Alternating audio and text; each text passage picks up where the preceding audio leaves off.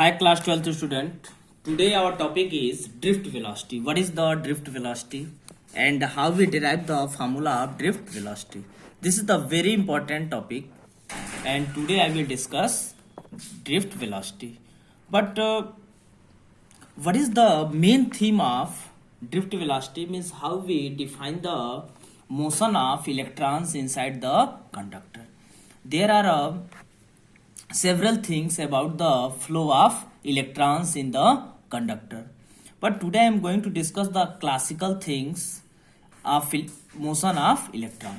तो आज जो हम लोग समझते हैं कि कैसे इलेक्ट्रॉन्स मूव करता है, अगर हमको ये कंसेप्ट समझ में आ जाएगी तो ड्रिफ्ट वेलोसिटी हम लोग समझ जाएंगे. होता क्या है, दो हम लोग यहाँ पे केसेस लेंगे. फर्स्ट केस क्या है हमारा, ये देखो ड्रिफ्ट वेलोसिटी का फॉर्मूला कई बार बोर्ड में पूछा, एक दो बार नहीं, लगभग अल्टरनेट करके पर ईयर ये कहा जाता है derive the formula of drift velocity. उसके बाद से फिर रिलेशन आता है, करंट की ड्रिफ्ट वेलोसिटी से रिलेशन आएगा. फिर ये हमारा एक और टॉपिक आ जाएगा, करंट इलेक्ट्रिसिटी से रिलेटेड है हमारा, कि how we define the current density से रिलेटेड एक टॉपिक आएगा. तो ये सारे टॉपिक है, उससे रिलेटेड इनको भी रिलेट करना होता है, ड्रिफ्ट वेलोसिटी को उन फॉर्मूले से रिलेट करना होता है. तो हम लोग समझते हैं कि ड्रिफ्ट वेलोसिटी एक्चुअली होता क्या है. तो उसके लिए हम लोग क्लासिकल थिंक पे आना होगा कि अगर कोई एक कंडक्टर है, ध्यान समझना है सबको, ये कोई कंडक्टर है, इस कंडक्टर की अगर ये कंडक्टर है तो इसमें क्या होंगे, फ्री इलेक्ट्रॉन्स होंगे. और जो फ्री इलेक्ट्रॉन्स होते हैं वो समझ जाओ कि रैंडम मोशन करते रहते हैं. ये मेन है हमारा कंसेप्ट समझने वाला. समझ जाएंगे तो डेरिवेशन तो हो ही जाएगा. ये रैंडम मोशन करते हैं किसके अंदर, कंडक्टर के अंदर. This free electrons move randomly. क्यों मूव करते हैं, एक तो फ्री है, दूसरा ड्यू टू थर्मल एजिटेशन. एक वर्ड मैं यूज कर रहा हूं, due to thermal agitation. Thermal agitation ये थर्मल फिजिक्स में बताया जाता है कि थर्मल एजिटेशन मीन्स एनर्जी होती है, थर्मल एनर्जी होती है, जिससे वो एक्साइटेड होने के बाद से बहुत ही हायर स्पीड से, लगभग 10⁵ मीटर पर सेकेंड की स्पीड से ये क्या होते हैं, इसके अंदर मूव करते हैं, बाहर नहीं निकलते. ये भी ध्यान देना है, इनसाइड कंडक्टर मूव कर रहे हैं, कंटिन्यूअस मूव कर रहे हैं. अच्छी बात है, मूव करते गए.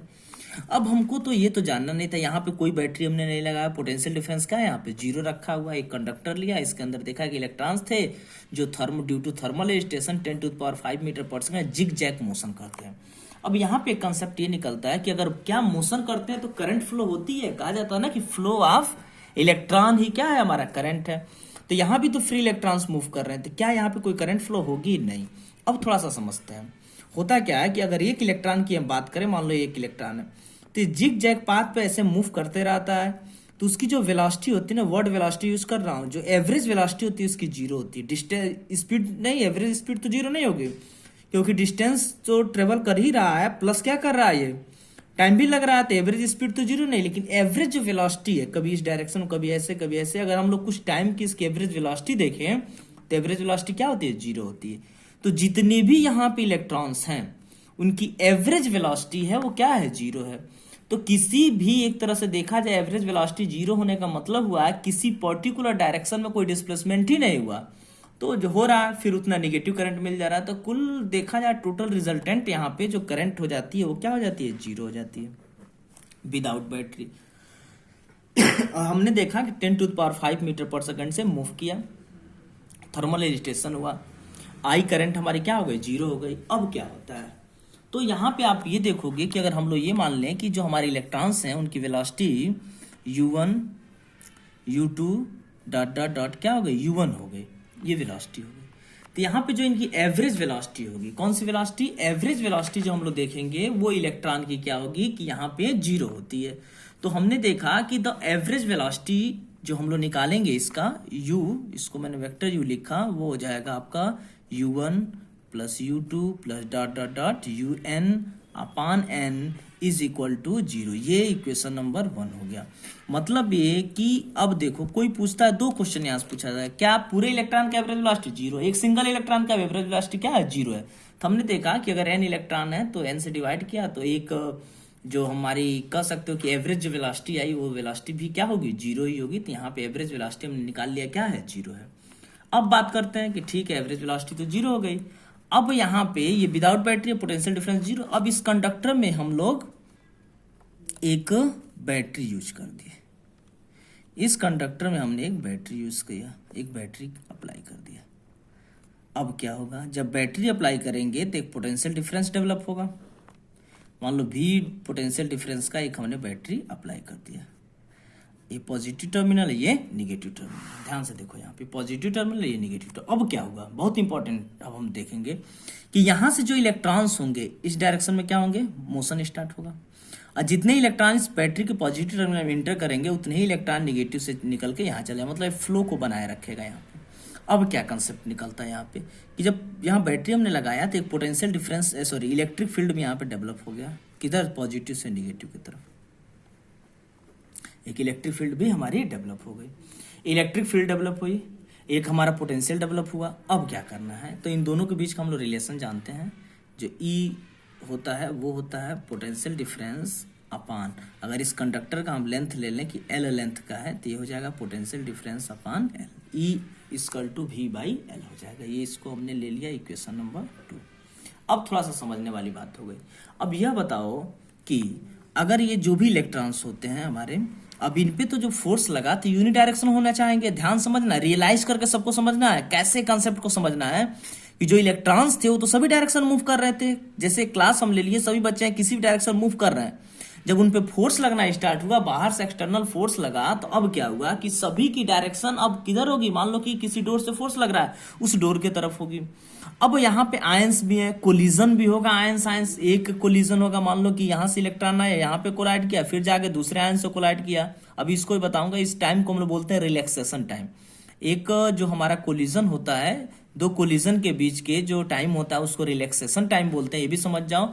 और जो दो सक्सेसिव कोलिजन के बीच की डिस्टेंस होती है उसको बोलते हैं फ्री पाथ। फ्री पाथ मतलब क्या हुआ कि एक आयन हमारा यहाँ था, दूसरा यहाँ था, एक इलेक्ट्रॉन यहाँ स्ट्राइक किया, फिर यहाँ क्या स्ट्राइक किया, तो इस पाथ को बोलेंगे free path.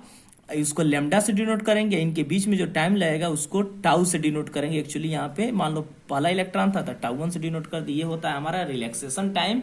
The time between two successive collision is called the relaxation time. अब क्या करना है भाई, अब यहां से तो हम लोग समझ गए कि electric field V by L हो गया, ये हमने अप्लाई किया। अब इलेक्ट्रॉन पे फोर्स लगना स्टार्ट हुआ। फोर्स कितना लगेगा, इलेक्ट्रिक फील्ड ही है तो फोर्स हम लोग पढ़े हुए हैं कि इलेक्ट्रिक फील्ड को जब डिफाइन किए थे E इक्वल टू होता है F अपान Q, लेकिन Q की जगह पे क्या इलेक्ट्रॉन है। अब फोर्स और इलेक्ट्रिक फील्ड की डायरेक्शन एक दूसरे से क्या हो गई, अपोजिट हो गई। जो इलेक्ट्रॉन पे फोर्स लग रहा है इस डायरेक्शन में लग रहा है, इलेक्ट्रिक फील्ड की डायरेक्शन इधर। ध्यान से देखना, फोर्स इधर लग रहा है, इस डायरेक्शन में फोर्स लग रहा है, फोर्स की डायरेक्शन ऐसे है, इलेक्ट्रिक फील्ड की डायरेक्शन पॉजिटिव से निगेटिव है। तो ई और एफ में जो रिलेशन होगा वो माइनस साइन के साथ ये इंडिकेट किया हमने। तो एफ की वैल्यू जो यहाँ से आई वो कितनी हो गई, माइनस ई हो जाएगा। अब बताओ कि एफ होगा। अब एफ का मतलब क्या होता है, फोर्स। फोर्स को हम लोग क्या लिख सकते हैं, मास इंटू एक्सेलरेशन। एम में लिख लिया। अभी बताऊंगा ए इसमें क्या एक्सेलरेशन है, कौन सा एक्सेलरेशन है ये भी बता रहा हूँ। तो हो जाएगा माइनस ई अपान क्या हो गया एम, इक्वेशन नंबर 3। अब थोड़ा सा समझो कि ए क्या है। मान लो कोई इलेक्ट्रॉन था, जब उस पर फोर्स लगा तो क्या होगा, एक्सेलरेट होगा। तो एक कांस्टेंट एक्सेलरेशन यहाँ इसको मिलता है, उसको हमने ए मान लिया हुआ है। अब सोचने वाली बात क्या होती है कि ड्रिफ्ट वेलोसिटी। अब देखो यहाँ पे बहुत लोग पढ़ते हैं, समझ में नहीं आता उनको, ये 10⁵ मीटर पर सेकेंड उसकी पहली ही वेलोसिटी थी। लेकिन ड्रिफ्ट वेलोसिटी जानते हो क्या होती है, बहुत कम होती है। वो होती है लगभग ये 0.1 सेंटीमीटर, यहाँ लिख दे रहा हूँ 0.1 सेंटीमीटर पर सेकेंड टू 1 सेंटीमीटर पर सेकेंड होती है। नियर अबाउट 10⁻³ -4 मीटर पर सेकेंड में वो वेलोसिटी होती है, मतलब बहुत ही स्मॉल वेलोसिटी होती है। अभी स्मॉल वेलोसिटी हो क्यों जाती है, ये भी सोचने वाली बात है। इसलिए हो जाती है कि यहाँ से तो आप फोर्स अप्लाई कर रहे थे, लगातार आप फोर्स अप्लाई कर रहे थे। कोलिजन होने के कारण, यूनिडायरेक्शनल होने के कारण ये जो होते हैं अपनी एनर्जी, अपनी इनकी वेलोसिटी कम होती जाती है और एक कांस्टेंट वेलोसिटी अचीव कर लेते हैं। ध्यान समझना, एक कांस्टेंट और एक स्मॉल वेलोसिटी अचीव करते हैं। उसी कांस्टेंट और स्मॉल वेलोसिटी को हम लोग बोलते हैं ड्रिफ्ट वेलोसिटी। जब ये मूव करते हैं ना तो एक कांस्टेंट और स्मॉल वेलोसिटी अचीव कर लेते हैं, उसी वेलोसिटी को हम लोग बोलते हैं ड्रिफ्ट वेलोसिटी। तो अभी ड्रिफ्ट वेलोसिटी के हम लोग किस पे नहीं पहुंचे हैं, अभी तो एक्सेलरेशन इसको मिला।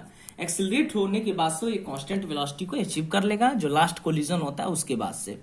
अब यहाँ पे हम लोग देखेंगे कि ठीक है, ये तो हमको मिल गया कि ई बट इज अपॉन क्या हो गया, एम हो गया। अब मान लो कि एक कोलिजन या लास्ट जो हमारा कोलिजन हो रहा है, तो इलेक्ट्रॉन जो हमारा एक इलेक्ट्रॉन की बात करें उसकी वेलोसिटी v1 हो जा रही है। याद करना, कोलिजन के बाद। और जो कोलिजन में टाइम लग रहा है, मान लो कि यहाँ था वेलोसिटी क्या थी, u1 थी। अब ये टाउ1 टाइम में, कितने टाइम में, टाउ1 टाइम में उसकी वेलोसिटी हो गई u1 से कितनी हो गई, v1 हो गई। और यहां से वेलोसिटी एक्सेलरेट होकर v1 हो गई, किस एक्सेलरेशन से, a एक्सेलरेशन से। तो हम लोग पढ़े हुए हैं कि जो फाइनल वेलोसिटी होती है वो क्या होती है, v equal to u plus a t. तो u के जब क्या है, u1 है, और a के जब क्या है, a ही है, t के जब क्या है, टाउ1 है। तो जो हमारा पहला इलेक्ट्रॉन था उसकी अब ये वेलोसिटी, न्यू वेलोसिटी हो गई।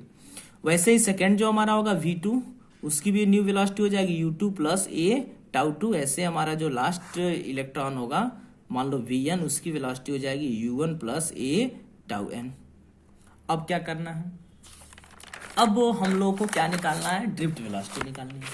अब यहाँ पे हम लोग देखेंगे कि ड्रिफ्ट वेलोसिटी एक्चुअली हुआ कितना। तो यहाँ हम लोग देखेंगे कि जो ड्रिफ्ट वेलोसिटी vd होता है वो डिफाइन कैसे होता है। अब डेफिनेशन मैंने मॉर्निंग के होमवर्क में भेजा हुआ था, एक बार और डेफिनेशन आपको बता देता हूं।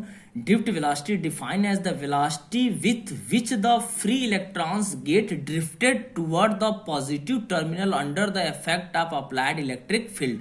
ये डिफाइन होता है, vd की जो वैल्यू डिफाइन होगी वो हो जाएगी v1 plus v2 plus dot dot dot vn अपान हो जाएगा n नंबर ऑफ इलेक्ट्रॉन है। तो अब v1 v2 vn की हम लोग वैल्यू लिख देंगे। तो v1 के जब क्या लिख लेंगे, u1 प्लस ए टाउ n, ये हो जाएगा u2 प्लस ए टाउ2 डॉट डॉट, ऐसे हम लोग बढ़ते जाएंगे, ये हो जाएगा u1 प्लस ए टाउ n अपान क्या हो जाएगा n।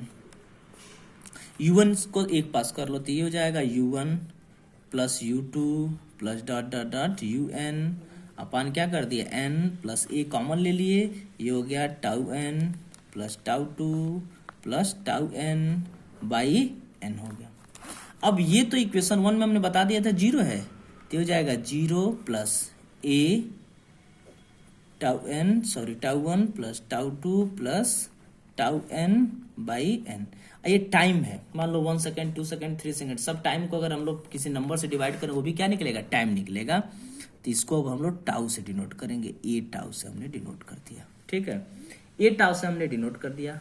ड्रिफ्ट वेलोसिटी हो गई। वेक्टर फॉर्म में अगर हम लोग लिख लें तो vd की वैल्यू हो जाएगी, यहाँ ए हमारा वेक्टर फॉर्म में हो जाएगा, टाउ हो गया। अब देखो ये जो टाउ होता है वो क्या होता है, ये होता है आपका मीन रिलैक्सेशन टाइम होगा, इसको हम लोग टाउ से डिनोट कर दिए। एवरेज टाइम कह सकते हो इसको, हमने एवरेज टाइम मान लिया, एवरेज टाइम हो गया। टाइम था सबका, सब इलेक्ट्रॉन्स के, अभी जो पूरा टाइम निकला एवरेज टाइम निकल गया। अब क्या करना है कि जो एवरेज टाइम यहाँ पे हमारा निकला, अब इसको हम लोग सॉल्व कर लेते हैं। अब देखो vd की जो वैल्यू, ए की वैल्यू हम लोग यहाँ से रखेंगे, तो vd की जो वैल्यू होगी, अभी हम लोगों ने ए की वैल्यू यहाँ पे निकाले हुए थे, कितना आया हुआ था, ए की वैल्यू है minus e upon m, minus e upon m. तो यहाँ हम लिख लेंगे minus e by m tau, vector form में लिख लो तो vd equal to minus e, अब यहाँ पे वेक्टर कौन है, electric field, by m tau. अब देखो यही हमको प्रूफ करना था, यही क्या करना था, प्रूफ करना। एक बार समराइज करते रहो कि जो ड्रिफ्ट वेलोसिटी होती है वो एवरेज वेलोसिटी होती है। कौन सी वेलोसिटी होती है, एवरेज वेलोसिटी होगी।